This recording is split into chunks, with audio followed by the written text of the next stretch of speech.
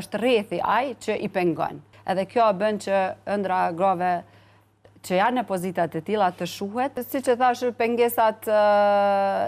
janë të ndryshme, edhe prap kthehemi tek ajo sistemi, edhe tek mënyra, domethënë, e të menduarit edhe të vepruarit. Jo të gjitha gratë e kanë mundësinë që të flasin për vete, që t'i dalin zot vetes, edhe që të jenë të lira për të vepruar, sepse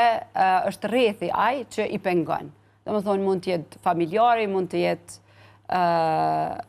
bashkëshorti, mund të jetë dikush tjetër që ka më tepër autoritet dhe kur të vije puna, thot, ti më mirë ke me qëndru në shtëpi dhe me u marrë me obligimet rreth shtëpisë dhe familjes. Edhe kjo bën që ëndra grave që janë në pozitat e tilla të shuhet, sepse nuk mundet, nuk e kanë fuqinë me shku matutje. Edhe çka po mundohemi ne është që, siç e thash më herët, jemi zëri tyre, në mënyrë që duke i përmirësu për shembull zbatimin e ligjit, duke i përmirësu funksionimin e institucioneve tona, atëherë kjo të ndryshohet edhe këto norma të zavendësohen me ato të reja dhe të bëhet një vlerë tjetër, që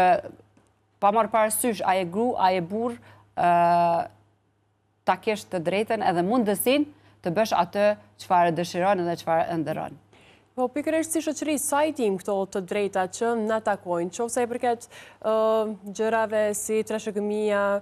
gjërave sa i përket pronave, qoftë diçka tjetër, sa jemi ndoshta në dijeni se çfarë të drejta i gëzojmë?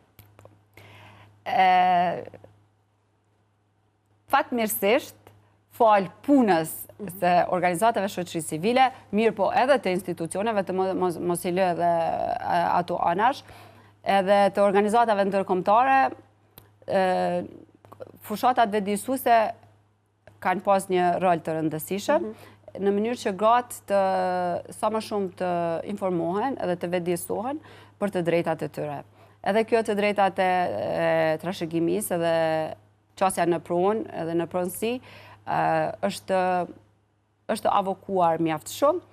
edhe dita ditës rritet edhe numri i grave që e kanë këtë informat, mirë po rritet edhe numri i atyre që